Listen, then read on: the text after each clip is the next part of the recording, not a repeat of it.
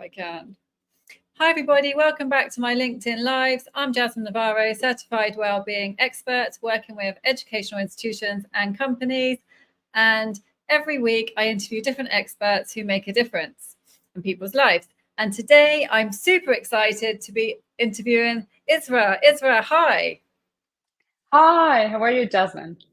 Fine, thanks. Thank you so much for coming on today. I've been waiting for this and I'm really excited to talk to you about this topic. But first, can you tell us a little bit about who you are and what you do? Yes, so I'm Israa Shaheen. I'm an etiquette and protocol expert. I'm a trainer, coach, and a consultant as well. Born and raised in the UAE, and I've been doing the etiquette and protocol work for the last 10 years now. Oh, wow. How interesting. So we've got this title for today, Mastering Professional Success with Etiquette and Protocol Intelligence. It's so interesting. And by the way, I've received so many comments about this because it's such a different title from what I normally have on here. So Yes. Can you tell us a bit about what it means to you and how you're going to address that today with us? Yes, definitely. So let's just start by saying what is protocol and what is etiquette, because people use those two terms interchangeably. So Yes. protocol and etiquette are very similar, yet they have some differences. The similarity is that both concepts are there to make our relationships with different people and in different areas more smoothly. So they are a set of rules that tell you what to do and what not to do based on where you are and who you are with.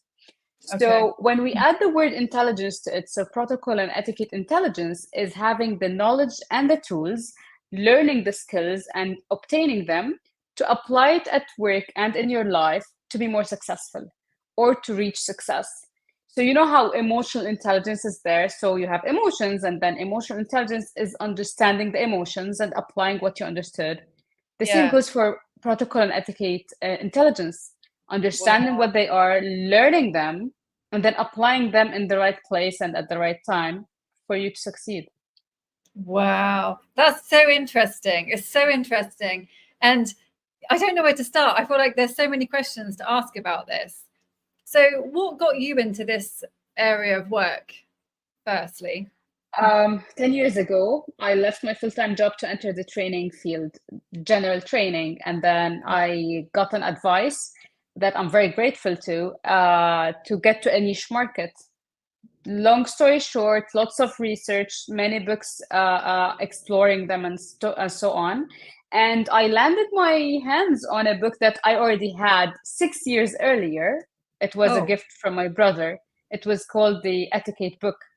I went through it all over again. I skimmed it. I checked what are the topics, and then it triggered something in me. I had some interest to see what is it? Do people teach it? Or is it just a book that you read and go through? And I entered the whole field from there. So it all started with a book, basically. that's amazing. Okay, so I guess we'll start with why do we need to know this and what problems are you solving? Okay, so let's start with etiquette. Protocol is a higher level, more diplomatic. You need it with VIPs, you need it at a very high scale events, dealing with maybe celebrities, maybe royalty. Not all of us need that in life and at work. Okay. But however, when we talk about etiquette, you need it at work, you need it in your social life, you need it with your family members. Why do you need it, or what problem does it solve? It actually tells you what to do and what not to do, what's acceptable and what's expected from you for you to run your relationships more smoothly and for you to leave a proper or a good impression when you meet people for the first time, let's say. Um, we need it a lot, especially when you deal with different cultures, because when you're in your own culture, by default, you were raised in a way that you know what to do. But when you have too many cultures dealing with them, whether it was at work or maybe your neighbors, or when you drop your kids at school, we in Dubai meet people from all cultures. So what might be acceptable in my culture can be very unacceptable or maybe offending in your culture. So having the cultural sensitivity and understanding that we have differences it will help you navigate social and professional situations more smoothly.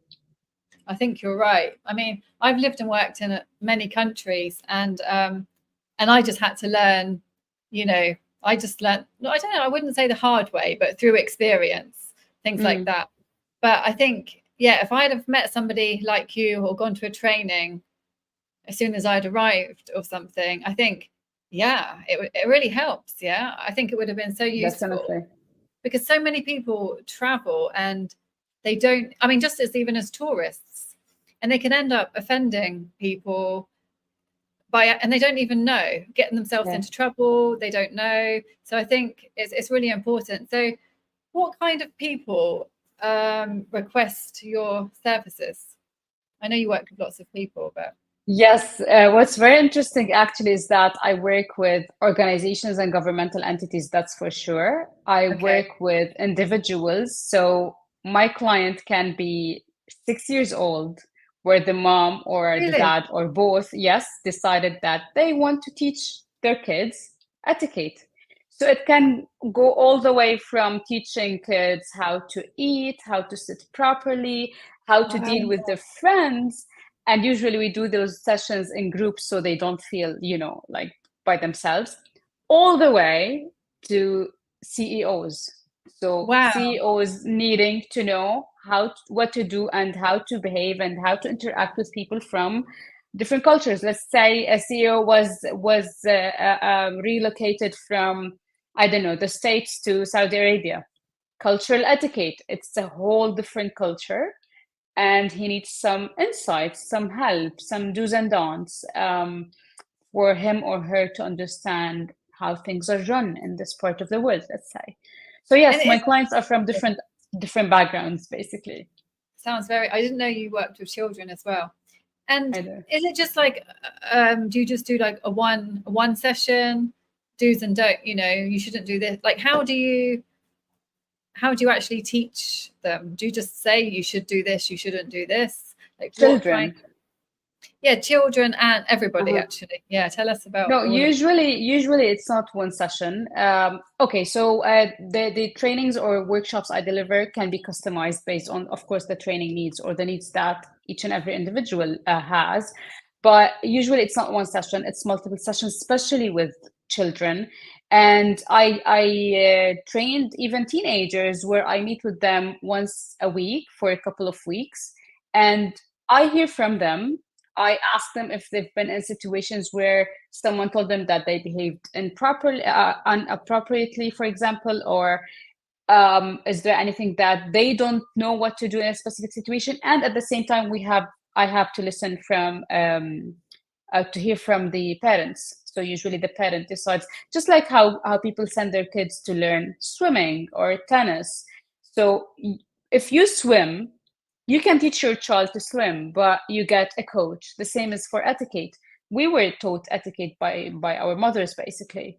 But sometimes you need an outsider to teach those children how to dine or what kind of topics to talk about or how to ask older people how they're doing today, how to greet them, how to meet your parents' friends when they visit you at home. Sharing is caring. How do you play with others while you respect their personal space, for example? And no, it's interesting. And when you're working with children, does that all depend on the culture as well, or is that universal?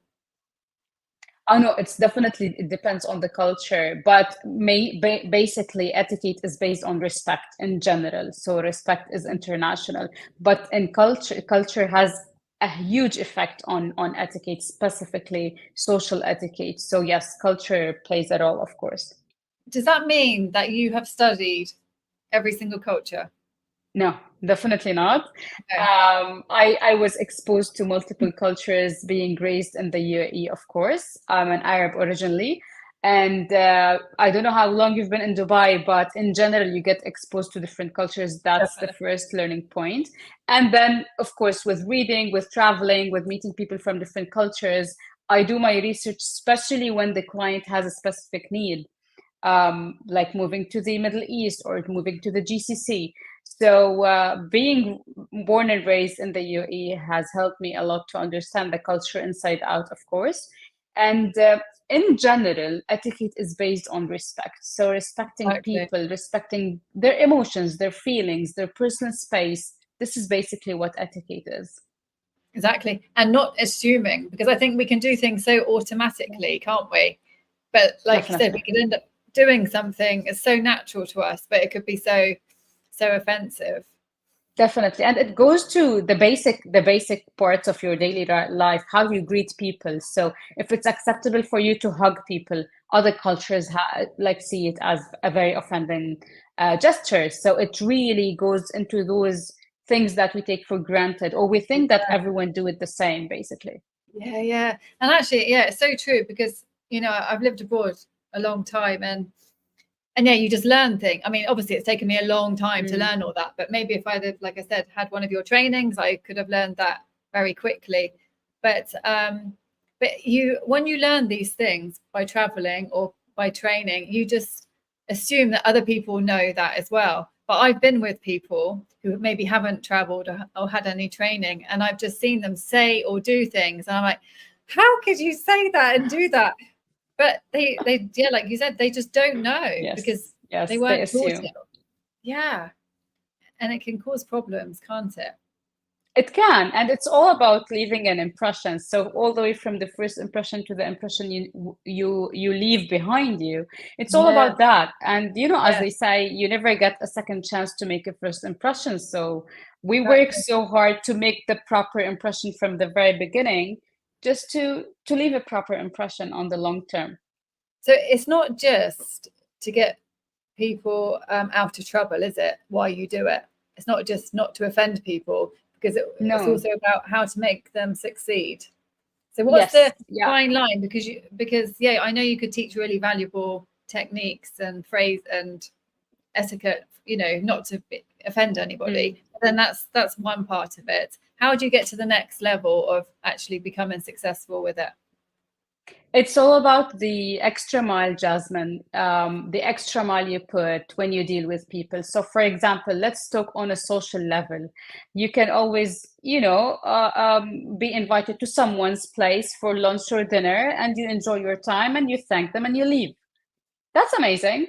But the extra mile is sending a thank you note or a thank you WhatsApp, like it's different from one Yes. area to another. So it's all about the extra mile. The same goes for business setup or succeeding in business. So think about a job interview. There are some ABCs for job interviews, but then if you learn the etiquette of job interview and you need to put all the effort in what you're going to say in that interview, but there's the other part, the emotional intelligence part, that is very much related to business etiquette. So understanding how you sit, how to convey the message that you're very confident, using your body language, all of that goes hand in hand with etiquette. Leaving the first impression a proper first impression. On your way out, how do you leave? How do you thank them for giving you the time and the chance for the job interview? So all of that adds to your success rate. And there is a study by Harvard that they proved that 80% of your success is based, or it relies on your soft skills, and 15% on your technical skills. And soft skills, of course, it includes the business etiquette. So putting the effort, going the extra mile is the easiest way to add to your success or to help you succeed more. Wow. Yeah, that's very interesting. And what are the most common requests that you normally get from people? Like, for As example, in as in yeah, topics, you mean? topics. Yeah, what kind of topics do people really want? Is it they've just arrived in Dubai and they want to know how to, I don't know, succeed in an interview, or what's the It's most it's common? it's different. It's different from one client to another, but I do deliver a lot on cultural etiquette. I once had to fly to Estonia to deliver a training on Oh, Emirati really? culture. So Oh, yes, wow. yes, that was before Expo 2020. So before the Estonian delegation had to come all the way to Dubai for Expo, they wanted to learn more about the UAE culture, for example. So yes, that was one of a kind, to literally fly to the other part of the Wow. world to deliver that. So yes, people are very curious about cultural etiquette. I do get some sessions where we deliver dining etiquette only, and dining etiquette is not only for social, it is used all the time for business as well. So when you have a business lunch or a business dinner, you want to concentrate and put the effort on the networking part, on communicating, on talking to people, on discussing business. Making the But you have the most. dining part, exactly. But then you have the dining part where people might get a bit confused with so many forks and knives, for example, or which bread plate is mine and which glass is mine. And what do I do if there is a buffet? Can I take another plate? Do I use those things that we do by default? Some people don't know what to do, or they end up leaving the wrong impression, or they get overwhelmed by the dining experience that they cannot put enough effort and time and concentration on the conversations that's happening. So Yeah. I get like different requests from different clients, basically.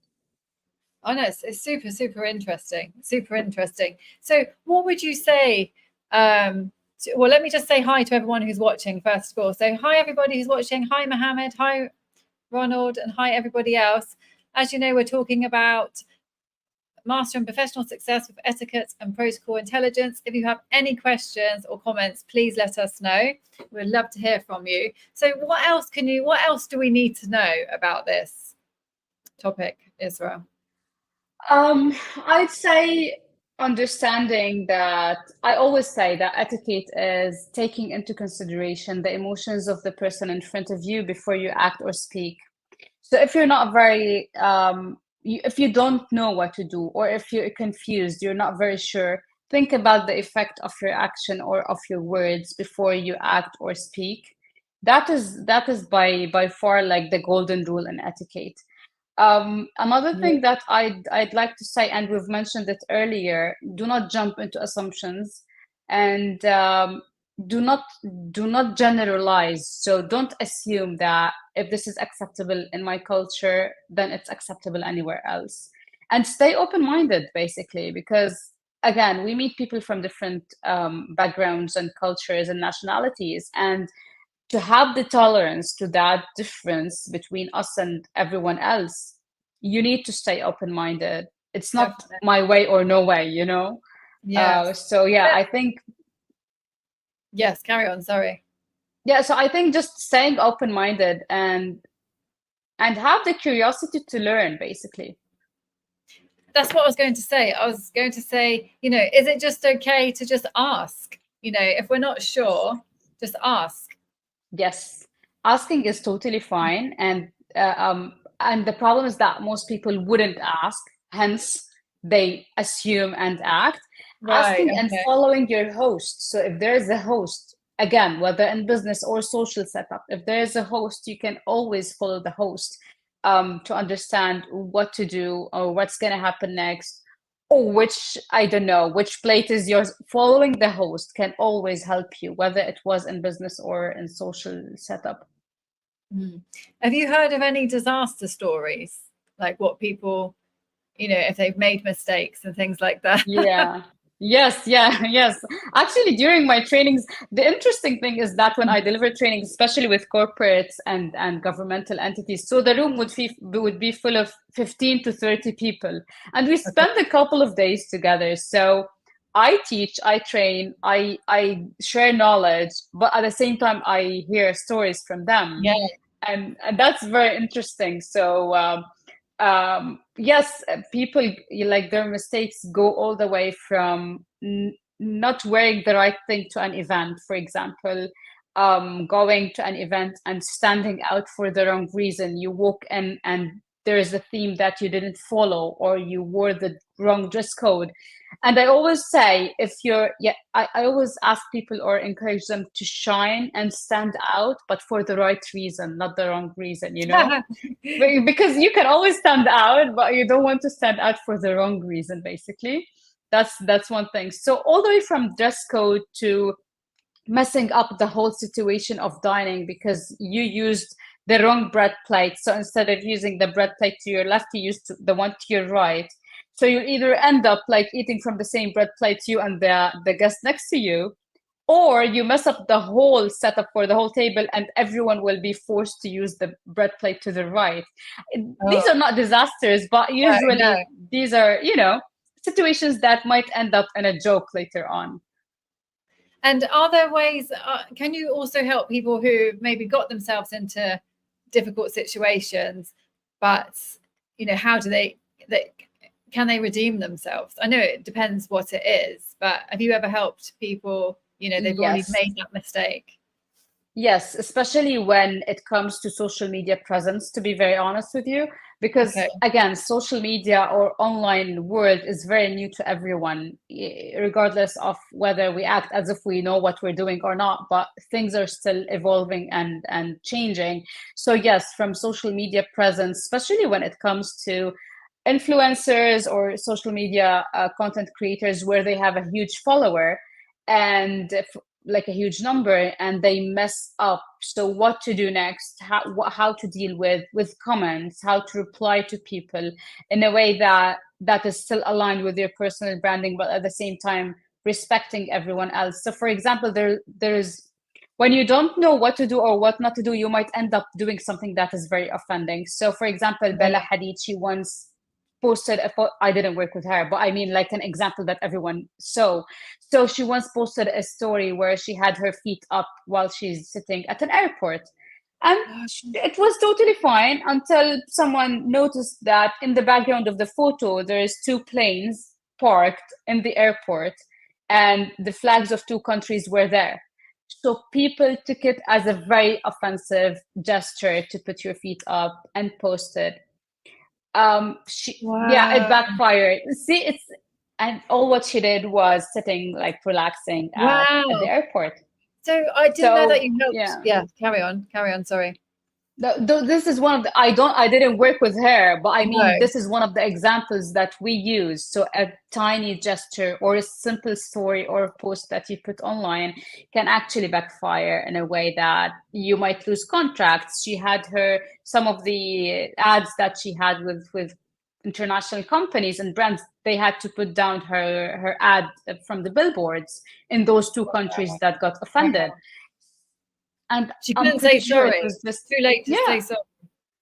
You can all she took it down. She can say sorry, but again, Yeah, it's social too media late. is social media, and you know whatever goes online never goes back offline, and screenshots are always there. So that's one thing that yeah. Yes, yeah. That's really interesting, actually. That's a really good point, isn't it? Because I didn't think about social media. So Mm. so you help them indirectly with social media or directly with social media? Or Directly, I do work with people directly on what to post, what not to post, how to deal with your followers, when something backfires at you, how to reply, because it's part of everyone's life now, social media. And there's something that is called netiquette, which is network etiquette. So the etiquette yes. of all the interactions that happen online. And one of the examples is when our lives turned into online during COVID. We stayed online for 2 years, and I still remember so many examples that people went on online meetings doing everything wrong, from staying in their PJs to having a messed up background, literally everything. Their kids running around, they're smoking. I had someone smoking during a training that I was delivering online, for example. They just assumed that Wow. because he's attending from home, he might as well smoke, you know? So yes, there is something that is called netiquette, where we help people to learn what to do and what not to do online, all the way from going live to attending a business meeting to what to post, how to reply to your followers, how to interact with people on LinkedIn, especially LinkedIn because it's a business professional platform, basically. It's interesting because sometimes we can think it's obvious, but it's not always obvious to everyone what we need to do. That's very true. That's very true. It's not obvious to everyone because you know what they say? People always say, be yourself. This is something that we hear everyone saying. I always say, please do not be yourself, because like, be yourself around your family or friends, that's totally fine. But if you want to leave a proper impression, especially at work and in business, do not be yourself. Be your best self and be true to yourself. But this be yourself sentence, this is where we end up literally making all the mistakes and offending people right and left. Yeah. Be yourself. What does that mean? I mean, because we're different depending where we are anyway, aren't we? I mean, you're different. No, it's very interesting. So predominantly you work with Emirati culture, teaching that. Or is it? Yes, but in business we have the touch of the international culture. So in business, for example, it's not only about where you are. So in business, let's talk about greeting or handshake. Okay. It's internationally approved that when we have a gentleman and a lady, the lady should initiate the handshake. That's international. So the gentleman should give the space and the time for the lady to decide whether to initiate a handshake or not. This is something we teach. So I do have part on the Emirati culture, of course, especially when the client is non-Emirati. But at the same time, we have the business culture, we have the do's and don'ts, the main lines, the main rules when it comes to business meetings. And we have the other part, which is protocol, which I rarely talk about because it's very heavy and concentrated on almost internationally recognized standards that is applied everywhere in the world. So we have protocol that you can literally teach anywhere in the world. Oh, that's brilliant. Because just something as simple as a greeting, you can really, make a mistake, can't you? Totally. Because some cultures, they don't shake hands at all, Yes, and other cultures, they hug and kiss, which is very frowned upon in this part of the world. Yeah. I think the greeting is probably one of the most important points, actually. Like you said, and it's part of your first impression. So it's like almost the very first point of leaving an impression. Greeting, what to wear, different dress codes, how to introduce yourself, how to introduce others when you have someone else that you know and you want to make an introduction between two people. Who do you introduce first? How to use forms and for titles and form of address. Seating arrangement, how to sit during an interview, how to sit during a business meeting. All of this sends so many messages non-verbally. And what's interesting is that when you're communicating with people and you have your words, so your verbal communication and your non-verbal communication, if they're not aligned, people will actually believe your facial expression and body language, and they will not believe your words. That's why we put so much effort in the body language part. Oh, so interesting. And how would you say to introduce yourself?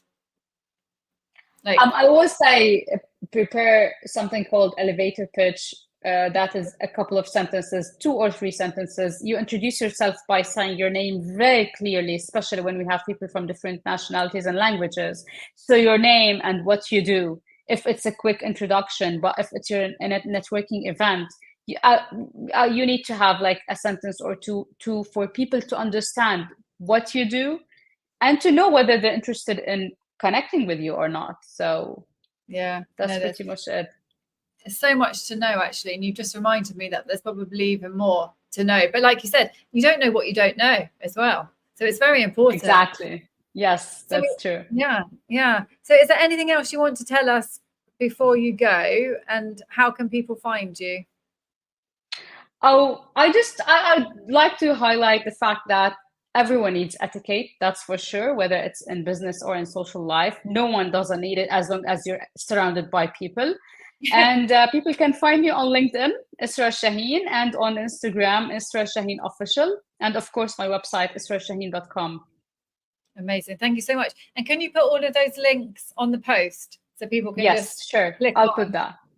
And Perfect. Thank you so much, Israa. It's been so interesting. And I think, like you said, everybody needs etiquette. So yeah, That's true. it's more, That's for sure.